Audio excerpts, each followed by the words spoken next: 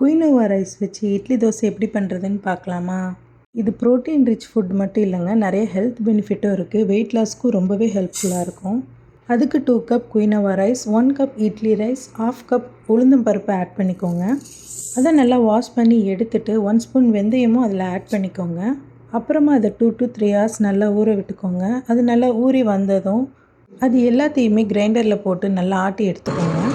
எனக்கு இந்த மாதிரி கிரைண்டரில் ஆட்டினா தாங்க சாட்டிஸ்ஃபேக்ஷனாக இருக்கும். அதனால் ஊர்லேருந்து வரும்போதே ஒரு கிரைண்டர் எடுத்துகிட்டு தான் வந்திருந்தேன். ஒரு 20 மினிட்ஸ்க்கு அப்புறமா அது நல்லாவே அரைஞ்சி சாஃப்டான பேட்டராக நமக்கு கிடைக்கும்.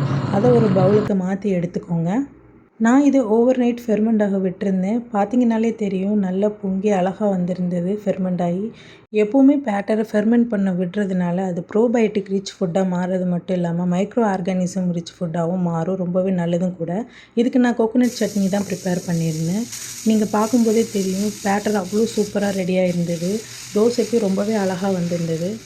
நல்ல கிறிஸ்பியாக கோல்டன் கலரில் நீங்கள் பார்க்கும்போதே தெரிஞ்சிருக்கும். இது ரொம்பவே விரும்பி சாப்பிட்டாங்க. இந்த மாதிரி வீடியோஸ் உங்களுக்கு பிடிச்சிருந்ததுன்னா என்னோடய சேனலை லைக் பண்ணுங்கள், ஷேர் பண்ணுங்கள், மறக்காமல் ஃபாலோ பண்ணுங்கள். நம்மளோட யூடியூப் சேனலையும் சப்ஸ்கிரைப் பண்ணிக்கோங்க. அஸ்ஸலாமு அலைக்கும்.